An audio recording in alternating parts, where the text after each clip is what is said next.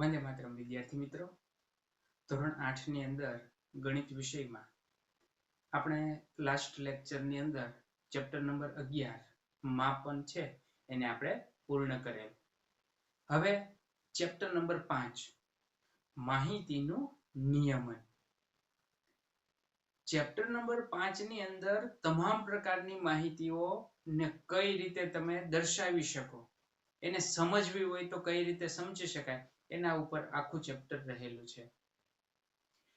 હવે માહિતીના નિયમનની શરૂઆત કરવી હોય તો સૌપ્રથમ માહિતી શબ્દથી આપણે પરિચિત થવું પડે. તો કે માહિતી એટલે શું? તો કે માહિતીને આપણે અંગ્રેજીમાં ડેટા કહીએ છીએ. હવે ડેટા શબ્દ કમ્પ્યુટરની ભાષામાં તમે જોવો એટલે તમને ખબર જ છે કે ડેટા ઇનપુટ કરવો, તમને જે ડેટા મળે જવાબ સ્વરૂપે આઉટપુટ, તો ડેટા શબ્દથી તમે પરિચિત છો. પણ ઈ ડેટા એટલે માહિતી. તો માહિતી એટલે તો કે કોઈ પણ કિસ્સાની અંદર તમે જે કાંઈ વિગત એકઠી કરો ને, એકત્રિત કરો ને, એને માહિતી કહેવાય. તમને એમ કે આઈપીએલ છે તો આઈપીએલ ની અંદર ચેન્નઈ સુપર કિંગમાં જે કાંઈ બેટ્સમેન છે એના દ્વારા કરેલ રનની માહિતી, અથવા કોઈ પણ ટીમ સિલેક્ટ કરો એના બોલરો દ્વારા લીધેલ વિકેટોની માહિતી, અથવા કોઈ પણ આપણી સ્કૂલની જ આપણે વાત કરીએ કે તમારા વર્ગમાં અભ્યાસ કરતા વિદ્યાર્થીઓની માહિતી. તો આ બધી વસ્તુને તમે એકત્રિત કરો ને, એ એકત્રિત થયેલ જથ્થાને તમે શું કહી શકો? માહિતી. હવે આ એકત્રિત થયેલ માહિતીને તમારે વર્ગીકરણ કરવું જોશે. વર્ગીકરણ કરવું એટલે તો કે ધારો કે આપણે મેથ્સની ટેસ્ટ 10 માર્ક્સની લીધી હોય તો કુલ 60 વિદ્યાર્થીઓની સંખ્યા હોય તો દરેકને 10 માંથી ગુણ આવ્યા હોય. હવે તમે માહિતી ભેગી કરી લીધી કે રોલ નંબર 1 ને આટલા, રોલ નંબર 2 ને આટલા, રોલ નંબર 3 ને આટલા, રોલ નંબર 4 ને આટલા, એ આખી 60 વિદ્યાર્થીઓની માહિતી તમે એકત્રિત કરી. પણ મારે એવું સમજવું હોય કે એક માર્ક કેટલા વિદ્યાર્થીઓને આવ્યો, તો ઈ સમજવા માટેની મેથડ એટલે માહિતીનું નિયમન. અલગ અલગ રીતે થઈ શકે. તમને ચોપડીની અંદર એના એક્ઝામ્પલ આપેલા છે. આપણે આ એક્ઝામ્પલને હજી આગળના સ્ટેજ ઉપર સમજશું. અત્યારે ટેમ્પરરી આ માહિતીને સમજવા માટે આપણે શેનો ઉપયોગ કરીએ? તો કે એની માટે આપણે આલેખનો ઉપયોગ કરીએ છીએ. આલેખ છે, પછી આંકડાશાસ્ત્રની દ્રષ્ટિએ તમે જોવા જાવ તો તમે આવૃત્તિ વિતરણ કોષ્ટક તૈયાર કરી શકો, પાઈ ચાર્ટ દોરી શકો. તો આ બધા એક પ્રકારની માહિતીને સરળતાથી આપણે જોઈ શકીએ એની માટે ઉપયોગમાં લેવાતી વસ્તુઓ છે. હવે એની અંદર ક્યારેક સિચ્યુએશન એવી બને કે માહિતી છે એ તમારી પાસે છે, તમને ચોપડીની અંદર એક્ઝામ્પલ આપેલું જ છે. જો ટેક્સ્ટબુક ની અંદર પેજ નંબર 69 ઉપર પહેલા જ પેજ ઉપર કારનું કંપની છે એનું એક્ઝામ્પલ આપેલું છે કે જુલાઈ મહિનામાં કેટલી કારનું પ્રોડક્શન થયું, ઓગસ્ટ મહિનાની અંદર કેટલી કારનું પ્રોડક્શન થયું, સપ્ટેમ્બર ની અંદર કેટલી કારનું પ્રોડક્શન થયું. એના કારના ચિત્રો મૂકેલા છે. એટલે તમે ખાલી તમને કઈ કહેવામાં ન આવે છતાં તમને ખબર પડી જાય કે અહીંયા આગળ જે ચિત્ર મૂકેલું છે એ કારનું છે, એટલે આ કારનું ઉત્પાદન કરતી કંપની હશે. હવે એમાં પહેલું જો કે કાર છે એમાં 2 કાર આખી છે અને 1 કાર અડધી છે. તો આખી કાર, એક કાર ઇઝ ઇક્વલ ટુ તમને ડેટા આપ્યો કે એક કાર બરાબર 100, એક કાર દોરેલી હોય ઇઝ ઇક્વલ ટુ તમારે 100 કારનું ઉત્પાદન માનવાનું. તો તમારી પાસે 2.5 કાર છે. 2 આખી કાર એટલે એક કારના 100, બીજી કારના 200 અને એક અડધી કાર એટલે 100 ના અડધા કેટલા? 50. તો કુલ જુલાઈ માસની અંદર 250 કારનું ઉત્પાદન થયું. તો અહીંયા આગળ માહિતીનો કોઈ બીજો ડેટા તમારી પાસે નથી, તમને માત્ર ચિત્ર દ્વારા સમજાવવામાં આવ્યા છે. તો જે માહિતીને તમે ચિત્ર દ્વારા સમજાવી શકો ને એને કહેવાય ચિત્ર આલેખ. શું કહેવાય? ચિત્ર આલેખ. જેને તમે ચિત્ર દ્વારા સમજાવી શકો. એની જગ્યાએ તમે વૃક્ષ દોર્યું હોય તો એ બગીચામાં રહેલા વૃક્ષોની માહિતી સમજાય છે. તમારે એની માટેનો ચોક્કસ એકમ નક્કી કરવો પડે કે તમે એક વૃક્ષ દોરો છો તો એક વૃક્ષ બરાબર કેટલા વૃક્ષોની સંખ્યા રાખવી છે તો કે 10. તો એક વૃક્ષ મારે 45 દોરવા છે તો મારે શું કરવાનું તો કે એક વૃક્ષ, બીજું વૃક્ષ, ત્રીજું વૃક્ષ. એક વૃક્ષ બરાબર 10. તો આ 10, 10 ને 10 20, 20 ને 10 30 અને અહીંયા આગળ એક વૃક્ષ દોરવું એટલે આ 40 વૃક્ષ થયા. હવે તો કે અહીંયા આગળ મારે એક અડધું વૃક્ષ દોરી નાખો તો એનો મતલબ 10 20 30 40 ને અહીંયા અડધું એટલે 10 ના અડધા 5 એટલે આ 45 વૃક્ષોની માહિતી અહીંયા મેં દોરી. મારે ખાલી આટલું ચિત્ર દ્વારા રજૂઆત કરું એટલે તમે સમજી જાવ આપોઆપ. હવે એવી જ રીતના એક્ઝામ્પલ ની અંદર ઓગસ્ટ મહિનાની અંદર એને આખી 3 કાર દોરેલી છે તો આપણે સમજીએ કે એક કાર દોરી હોય તો 100 કાર થાય. તો 3 કાર દોરી છે તો કેટલી કારનું ઉત્પાદન થયું હશે તો કે 300 કારનું. અને એ જ રીતના સપ્ટેમ્બર મહિનાની અંદર એને 4 કાર દોરેલી તો એનો મતલબ સપ્ટેમ્બર માસમાં એને 400 કારનું ઉત્પાદન કરેલ છે. હવે આવી જ રીતના તમને જે કાંઈ આલેખ દોરીને આપે ને એ આલેખ ઉપરથી અમુક પ્રકારના પ્રશ્નો પણ પૂછવામાં આવે છે. સપોઝ આપણે એક્ઝામ્પલ છે એટલે આપણે જોઈએ તો કે એમાં પહેલો પ્રશ્ન આપ્યો કે જુલાઈ માસમાં કુલ કેટલી મોટર કારનું ઉત્પાદન થયું. જુલાઈ માસમાં કુલ કેટલી મોટરનું ઉત્પાદન થયું. અથવા તમને એમ પૂછવામાં આવે કે બગીચાની અંદર કુલ કેટલા વૃક્ષો છે તો અહીંયા ખાલી તમે આ ડેટા જોવો ને 10 20 30 40 ને 45 તો તમને પાછું યાદ આવી જાય કે બગીચાની અંદર 45 વૃક્ષો છે. તો જુલાઈ માસમાં કેટલી કારનું ઉત્પાદન થયું તો કે એક આખી છે, એક આખી છે અને એક અડધી છે. તો એનો મતલબ જુલાઈ માસમાં કુલ 250 કારનું ઉત્પાદન થયેલ છે. તો બીજો પ્રશ્ન પૂછો કયા માસમાં સૌથી વધુ મોટર કારનું ઉત્પાદન થયું. હવે જોવો તો જુલાઈ માસની અંદર 250, ઓગસ્ટની અંદર 300 ને સપ્ટેમ્બરમાં 400. તો કયા મહિનામાં સૌથી વધુ ગાડીનું ઉત્પાદન થયું તો કે સપ્ટેમ્બર માસની અંદર સૌથી વધુ ગાડીનું ઉત્પાદન થયું. ગ્રાફની અંદર દોરેલું જ હશે. સમજાય છે? તો આમ તમને આપેલી માહિતી જે છે એનો ગ્રાફ બનાવો અને ગ્રાફના આધારે ક્વેશ્ચનના આન્સર આપો. હવે તમે જ્યારે ધોરણ 7 ની અંદર હતા ને આ બધું શીખીને આવ્યા છો. ચિત્ર આલેખ છે, લંબ આલેખ છે, સ્તંભ આલેખ છે, એની પ્રાથમિક માહિતી તમારી પાસે અવેલેબલ છે. એટલે પહેલો મુદ્દો આપણે વાત કર્યો માહિતી, પછી તો કે એની અંદર ચિત્ર આલેખ, ત્યારબાદ ચિત્ર આલેખ બાદ હવે આપણે વાત કરીએ લંબ આલેખ. જેને તમે છઠ્ઠા ધોરણની અંદર અભ્યાસ કરતા ત્યારે એને તમે સ્તંભ આલેખ કહેતા હતા પણ ખરેખર સ્તંભ આલેખ છે એ એક લંબ આલેખ જ છે. તો કે લંબ આલેખની ખાસિયત શું પેલા આપણે અહીંયા લખી લઈએ કે બીજું છે એ લંબ આલેખ. લંબ આલેખ છે એને આપણે બીજા શબ્દોમાં દંડ આલેખ પણ કહી શકીએ.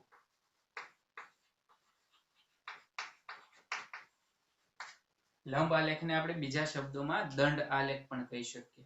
લંબ આલેખની ખાસિયત શું તો કે તમને કોઈ પણ ડેટા આપ્યો કે સપોઝ તમને એમ કે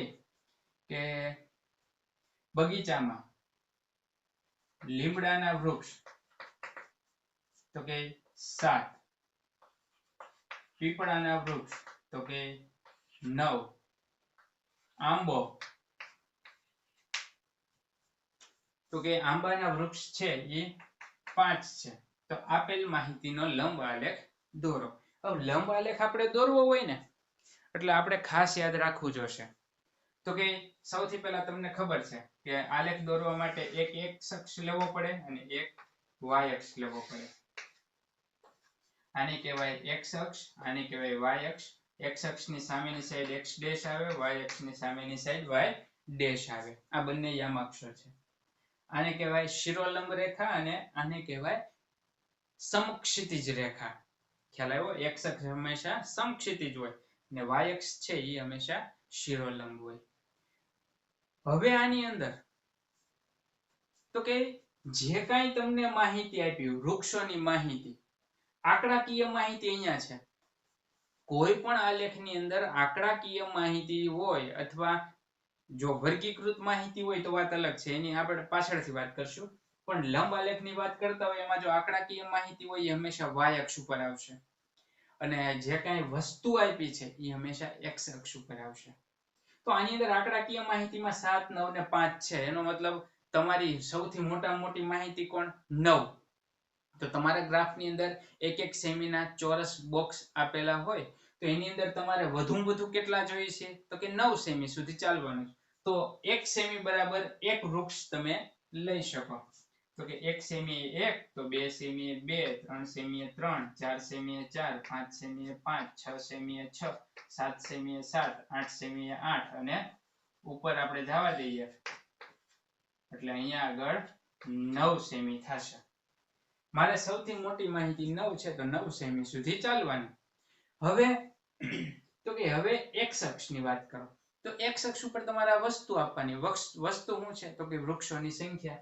તો વૃક્ષોની સંખ્યા એટલે અહીંયા લખીએ આપણે લીમડો, પીપળો તથા અહીંયા લખીએ આંબો. 3 વૃક્ષોની સંખ્યા આપી છે એટલે ત્રણેય વૃક્ષોની સંખ્યા લખી નાખી. હવે પ્રશ્ન એવો છે કે જ્યારે તમે x અક્ષ ઉપર લખો છો ને ત્યારે તમારે બહુ ખ્યાલ રાખવો પડશે. કારણ કે x અક્ષ ઉપરનો નિયમ છે કે તમે જે સ્તંભ, આપણા ભાષાની અંદર એને કહેવાય લંબ, તમે જે લંબ દોરો છો ને એ લંબ 1, 2 અને 3 લંબ અહીંયા આગળ આવશે. એ ત્રણેય લંબની જાડાઈ સરખી રહેવી જોઈએ. ત્રણેય લંબની જાડાઈ છે એ સમાન રહેવી જોઈએ. 1 સેમીનો તમે લંબ દોરતા હો તો 1 સેમીનો, અને 2 સેમીનો લંબ દોરવો હોય તો ત્રણ લંબ 2 સેમીના જ થવા જોઈએ. એટલે કે તમે જે લંબ દોરો છો એ લંબની પહોળાઈ હંમેશા સમાન હોવી જોઈએ. તથા બીજી બાબત તો કે તમે દોરેલ 2 લંબ છે એ 2 વચ્ચેનું અંતર પણ સમાન થવું જોઈએ. આપણે દોરેલ લંબ છે એ લંબ વચ્ચેનું અંતર હંમેશા સમાન હોવું જોઈએ. એટલે 2 બાબત ખાસ યાદ રાખવાની છે. એક તો પહેલી તો કે આલેખનો જે લંબ છે એ જેટલા લંબ આવતા છે બધા લંબની પહોળાઈ સમાન હોવી જોઈએ. તથા બીજી બાબત તો કે આપેલ 2 લંબ વચ્ચેની સ્પેસ, 2 લંબ વચ્ચેની જે જગ્યા છે એ બધાય વચ્ચે સમાન હોવી જોઈએ. આ 2 બાબત સૌથી અગત્યની છે. તો હવે આપણે અહીંયા આગળ એનો લંબ આલેખ દોરવાનો પ્રયત્ન કરીએ. તો કે લંબ આલેખ દોરવો છે તો મારી પાસે અહીંયા લીમડાના કેટલા વૃક્ષ છે? તો કે 7. હવે તમને એક વાત હજી કહી દઉં કે અહીંયા એક એક સેમીના બોક્સ હશે. 1, 2, 3, 4, 5. તો 1 સેમીનું બોક્સ અહીંયા x y અક્ષ આવી ગયો. રેડી? હવે અહીંથી 1 સેમીએ અહીંયા તમારે લીમડાના વૃક્ષનો લંબ આલેખ દોરવો છે તો લીમડો તમારે અહીંયા સેન્ટરમાં લખવાનો. સમજાય? તો લીમડો અહીંયા સેન્ટરમાં છે. કેટલા? 7 છે. તો તમારે અહીંયા આગળ લીમડા કેટલા છે? તો કે 7. તો અહીંયા આગળ તમારે 7 દર્શ. સ્તંભની ઊંચાઈ કેટલા થઈ? તો કે 7 સેમીની. હવે પીપળા કેટલા છે? 9. તો 9 અહીંયા છે. હવે આ સ્તંભ જેટલો જાડો છે એટલો જ આ સ્તંભ જાડો રહેવો જોઈએ. તો કે અહીંયા આગળ 9 છે. આ થઈ ગયો બીજો સ્તંભ. અહીંયા 7 છે, અહીંયા 9 છે. હવે વાત આવી આંબાની. તો આંબા કેટલા છે? તો કે 5. તો કે અહીંયા આગળ આપણે 5 આંબાને ડ્રો કરી લઈએ એટલે 5 સેમી આપણા લંબની ઊંચાઈ થશે. તો અહીંયા આપણે જોઈ શકીએ કે દરેક સ્તંભની પહોળાઈ છે એ સમાન છે તથા 2 સ્તંભ વચ્ચેનું જે અંતર છે એ પણ કેવું છે? સમાન છે. આ સ્તંભને હું અલગ પાડીને તમને બતાવું છું. આ વસ્તુ ધોરણ 9 ની અંદર તમારે ખાસ યાદ રાખવાની રહેશે. આંકડાશાસ્ત્ર જ્યારે તમે અભ્યાસ કરશો ત્યારે તમારે આ બધા આલેખના પ્રકારને ધ્યાનમાં લેવાના રહેશે. ધોરણ 9 ની અંદર લંબ આલેખ આવશે, સ્તંભ આલેખ આવશે અને ત્રીજું આવૃત્તિ બહુકોણ આવશે.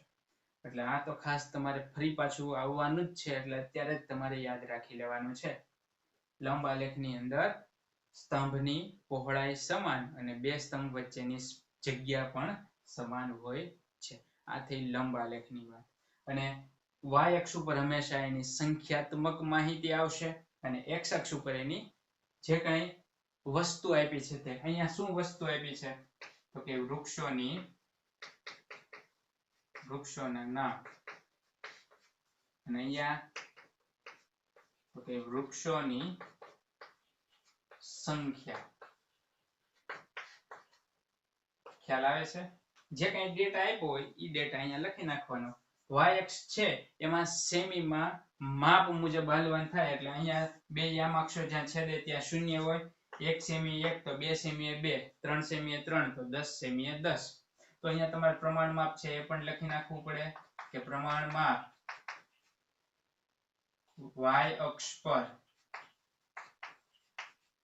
1 સેમી બરાબર 1 સેમી એ કેટલા વૃક્ષોની સંખ્યા લીધી તો કે 1 સેમી બરાબર એક વૃક્ષની સંખ્યા એક વૃક્ષ ખાલી રાખીએ 1 સેમી બરાબર શું આવશે એક વૃક્ષ અહીંયા આગળ આ તમારો આખો લંબ આલેખ છે એ તૈયાર થઈ ગયો આ લંબ આલેખ પણ તમે આગળના ધોરણમાં શીખીને જ આવ્યા છો ત્યારબાદ દ્વિલંબ આલેખ કે અહીંયા આગળ મેં લંબ આલેખ દોર્યો એમાં માહિતી બે પ્રકારની હોય વૃક્ષોની માહિતી બે વૃક્ષોની કમ્પેરિઝન વાળી માહિતી હોય તો એની માટે તમારે દ્વિલંબ આલેખનો ઉપયોગ થાય લગભગ વર્ષ પ્રમાણેનું હોય અથવા ધારો કે આ આપણે આઈપીએલ ની હમણાં વાત કરી આઈપીએલ ની અંદર બે ખેલાડીની કમ્પેરિઝન કરવાનું હોય આઈપીએલ 1 માં આઈપીએલ 2 ની અંદર આઈપીએલ 3 ની અંદર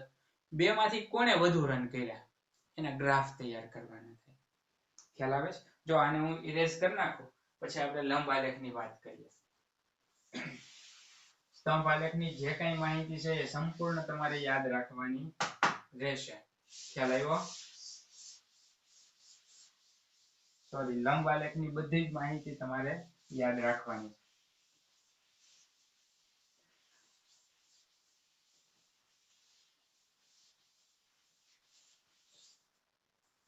જો થર્ડ નંબર ઉપર આવશે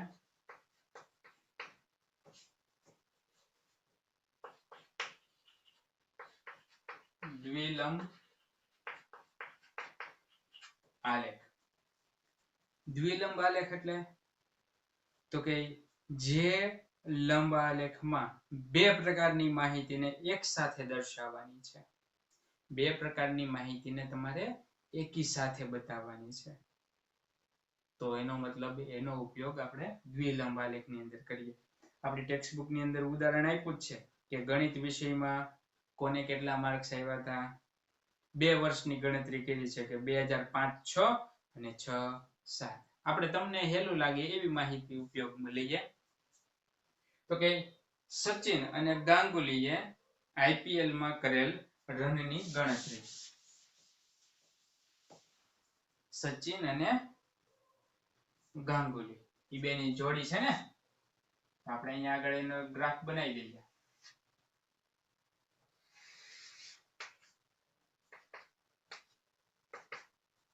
તો કે આઈપીએલ 1 અહીંયા સચિન અને અહીંયા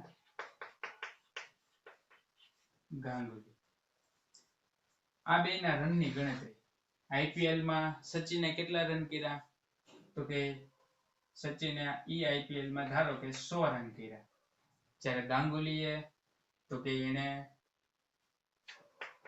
70 રન કર્યા છે આઈપીએલ 2 તમારે ધ્યાનમાં નથી લેવાનો આપણે 100 ને 70 આ તમને સમજાય એટલા માટે કરેલું આઈપીએલ 2 ની અંદર સચિને તો કે 150 રન જ્યારે ગાંગુલી 160 રન કરેલ છે આઈપીએલ 3 તો એની અંદર સચિને 120 રન કર્યા જ્યારે ગાંગુલી છે એને 140 રન કરેલ છે તો આમ કમ્પેરિઝન થઈ સચિનની ગાંગુલી સાથે તો આની અંદર ટોપિક એક છે પણ માહિતી બે છે એટલે બે માહિતી દર્શાવવા માટે આપણે દ્વિલંબ આલેખનો ઉપયોગ કરીએ છીએ. હવે દ્વિલંબ આલેખ તમારે દોરવો હોય એટલે અહીંયા તો વસ્તુ જ છે IPL 1 2 3. અહીંયા આગળ શું છે તો કે બે વ્યક્તિની માહિતી, સચિન અને ગાંગુલી. તો સૌપ્રથમ આપણે શું કરવાનું તો કે સૌથી પહેલા તો તમારા આની અંદર મોટામાં મોટી માહિતી કઈ છે તો કે 160. હવે 10 20 30 તમારી પાસે જો 16 લીટી અવેલેબલ હોય તો 10 10 ના ડિફરન્સ રાખવાના. 16 લીટી અવેલેબલ ન હોય તો 20 20 ના ડિફરન્સ રાખો.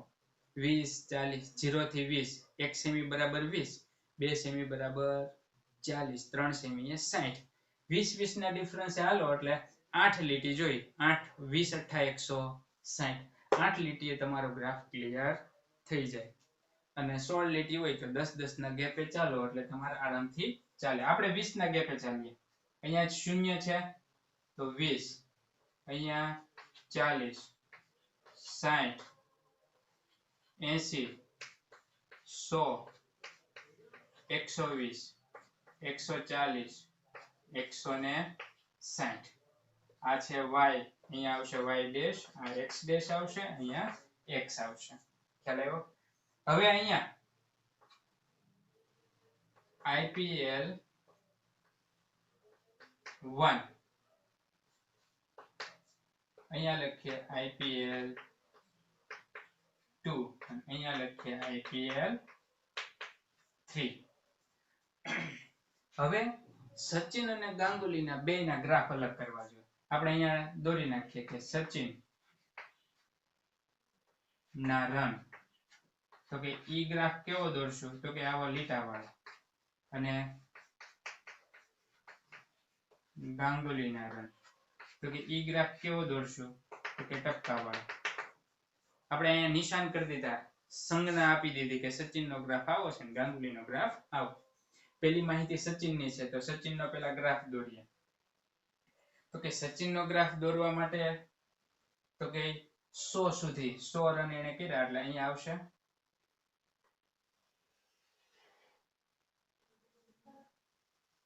આ સચિન.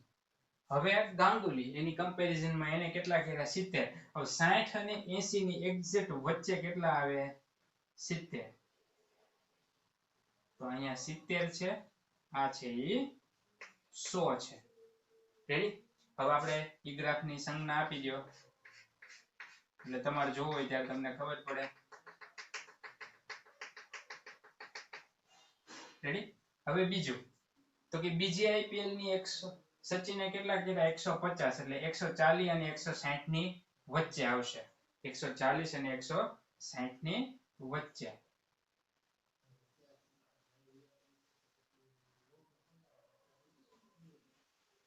થઈ ગયો?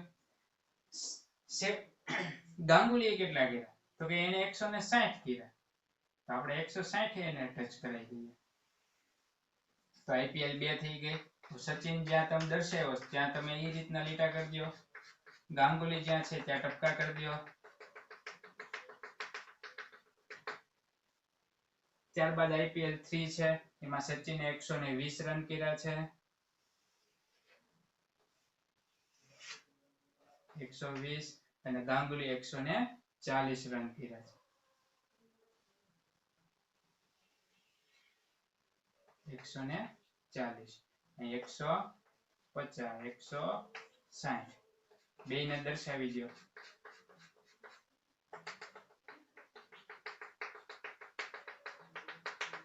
તો અહીંયા આગળ આને કહેવાય દ્વિલંબ આલેખ. બે લંબ આલેખનો ઉપયોગ તમે કરેલો છે. ખ્યાલ આવે? આને 1 સેમી આને 1 સેમી ની વચ્ચે 1 1 સેમી નો ગેપ મૂકી દેવાનો એટલે દ્વિલંબ આલેખ તમને ક્લિયર દેખાય. IPL 1 છે આ બે ગ્રાફની એક્ઝેક્ટ વચ્ચે તમારે લખી નાખવાનું. ખ્યાલ આવી ગયો? તો આને કહેવાય દ્વિલંબ આલેખ. અહીંયા પ્રમાણમાં આપ લખવું જોશે કે 1 સેમી એ કેટલા રન છે તો કે 20 રન. તો અહીંયા આપણે લખી નાખીએ રન અને અહીંયા માહિતી IPL ની માહિતી. તો આ રીતે તમે દ્વિલંબ આલેખ દર્શાવી શકો. અને અહીંયા લખી શકાય કે y પ્રમાણમાં y અક્ષ પર 1 સેમી બરાબર 20 રન. તો આ થયો દ્વિલંબ આલેખ. કે જેની અંદર લંબ છે એ 2 આવે છે. ખ્યાલ આવ્યો? તો આમ અત્યારે આગળ આપણે અહીંયા 3 વસ્તુની વાત કરી. ચિત્ર આલેખ જેની રજૂઆત ચિત્ર દ્વારા કરવામાં આવે છે, લંબ આલેખ જેની રજૂઆત લંબ આલેખને બીજું આપણે દંડ આલેખ પણ કહીએ છીએ. લંબ આલેખની અને દ્વિલંબ આલેખની બેયની ખાસિયત તમને કહી દઉં કે સ્તંભ છે એની પહોળાઈ હંમેશા સમાન રહેવી જોઈએ તથા બે સ્તંભ વચ્ચેની સ્પેસ એની વચ્ચેની જગ્યા છે એ પણ સમાન હોવી જોઈએ. તો આ 2 વસ્તુ તમારે યાદ રાખવાની છે. ખ્યાલ આવ્યો? હવે એનાથી આગળ વધીએ. એટલે આ માહિતીને તમે એકત્રિત કરી એને તમે ગોઠવી. હવે ગોઠવણી થઈ જાય પછી એમાંથી કંઈ પણ ક્વેશ્ચન તમે ઉદ્ભવી શકે કે IPL 1 માં સચિનના રન કેટલા હતા અથવા સચિન અને ગાંગુલીમાં સૌથી વધુ રન કોના હતા. હવે ગ્રાફની અંદર તમે જોવો એટલે તમને બેયના રન દેખાશે કે IPL 1 ની વાત કરી તો પેલો જ હોય તો IPL 1 માં ગ્રાફ કોનો ઊંચો છે તો કે પેલો સચિનનો છે ઈ ગ્રાફ ઊંચો છે તો IPL 1 માં સચિનના રન વધુ હતા. હવે એક બીજી સૌથી અગત્યની વાત કે આ માહિતી જે છે એને તમે આલેખ સ્વરૂપે દર્શાવો એ શા માટે આલેખ સ્વરૂપે દર્શાવાય તો કે અમુક વ્યક્તિ અમુક માહિતીને સમજી નથી શકતા. લખેલું હોય એનું વિવરણ કરેલું હોય વર્ગીકરણ કરીને તમે બુકની અંદર છાપો તો એ લોકો એને સમજી નથી શકતા કે શું કહેવા માંગે છે.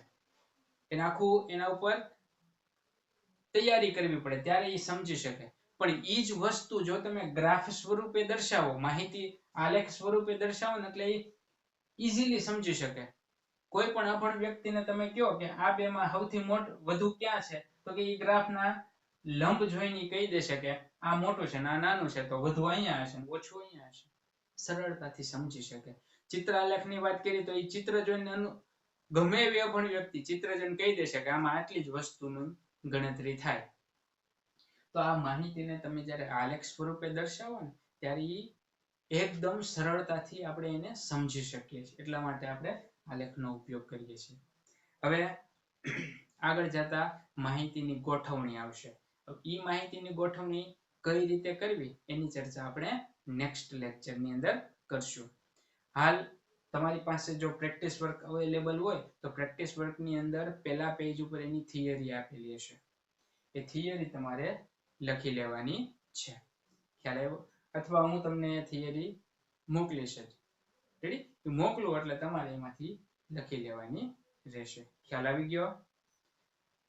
આજે આપણે આ 3 ટોપિક ક્લિયર કર્યા. 3 ટોપિક ઉપર તમારે કામ કરવાનું રહેશે. ઓકે? ધન્યવાદ.